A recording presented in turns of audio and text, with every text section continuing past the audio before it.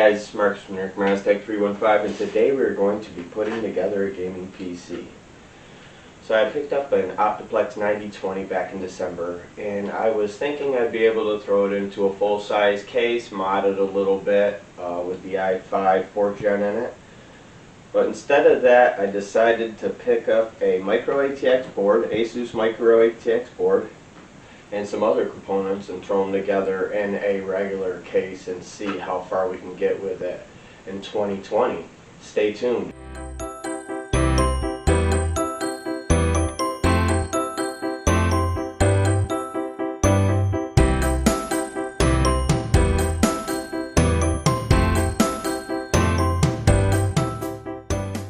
It all started with the Intel Optiplex 9020. So during the Christmas season, I decided that I was going to give a couple gifts of gaming PCs to a couple little girls. So on my journey, I actually picked up this small form factor Optiplex 9020, but around the same time I also got contacted by a buyer in Binghamton, New York that had a $200 gaming PC is willing to sell to me for about $140. And the parts were a little better as far as what I was looking for. When I got this, I realized I was going to have to buy a case and a different motherboard, power supply, basically all the components except for maybe the RAM and the solid state drive and the processor chip. So I built the other PC. If you didn't see that video, go ahead and click on that after this one if you want, or go to that one and then come back, whatever you want to do. It turned into a little series of videos. But today we are going to be putting together, I already took the components out of this. It had an i5 4590S 4-core processor. It also had a 128 gigabyte SSD with Windows 10 Pro on it. It had 8 gigs of RAM in it. It had a small form factor power supply, but it was 80 Gold Plus. So I'm kind of sad that I didn't convert that over, but I wanted to just make it as seamless as possible. So we picked up 16 gigs of CORSAIR Vengeance RAM. That was 35 bucks. We're adding an RX 580 single blower model, single fan blower model, which is more expensive than the MSI Armor OC and some other ones with similar specs. So I don't suggest you go with this one, only because it really is ugly compared to the other ones, and you're paying a little bit more. I'm sure the clock speeds may be a little faster, but I mean, look at it really. But anyway, the RX 580 by MSI, and behind this was basically last year a coworker decided he was going to build a gaming PC for his son for Christmas. Not this past year that went, but the year before. So I purchased the RX 580 for him, and I've had the RX 580 many times before, and an 8 gig. And my deal was, I'll sell it to you really cheap if I can keep the games. So I bought it new, kept the games, downloaded them through the graphics card, of course, put it back in the box, brought it to him, sold it to him sub 200 bucks. Also sold him a tempered glass case earlier in the year for super duper cheap. So when I changed my personal rig and I upgraded my graphics card from a 2080 XE Ultra to a 2080 Ti Kingpin, I decided I'd make him a deal, which was I would take his old pre-built computer. It's DDR2, so it won't really be used for much other than maybe storing stuff.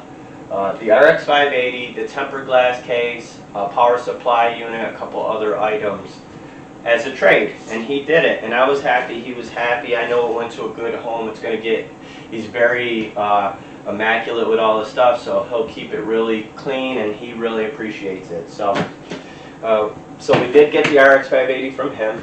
We got the 16 gigs of CORSAIR Vengeance RAM. I actually picked this up during a used parts hunt heading towards Buffalo. It was in Liverpool. 35 bucks. The kid didn't know if they worked.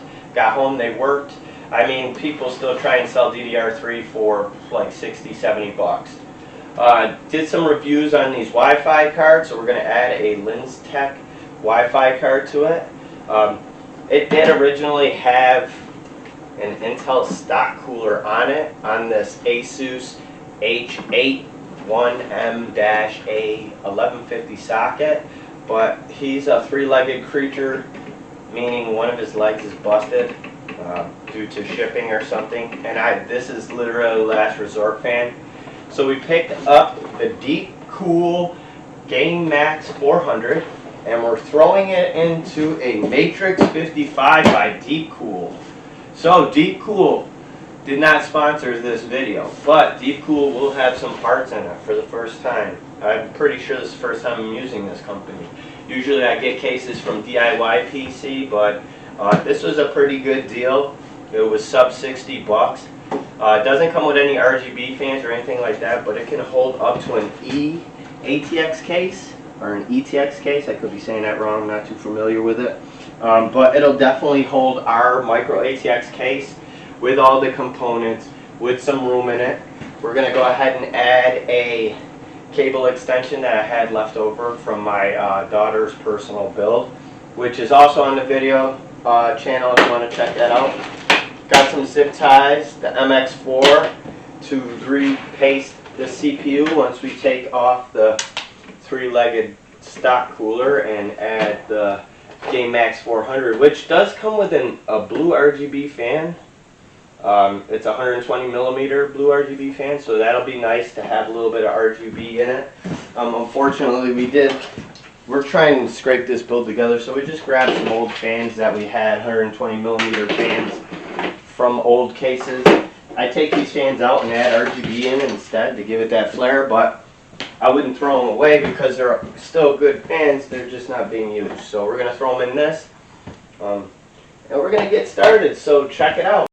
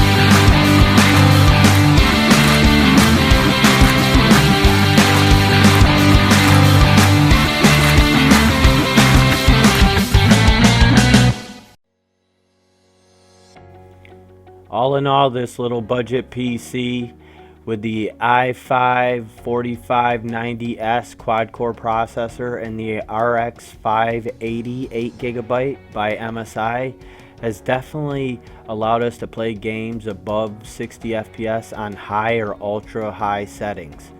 Thanks for watching. If you enjoyed the video, hit that like button. If you disliked it, hit the dislike. And if you want to see more videos like this, go ahead and hit that subscribe button. Thanks for watching. Peace.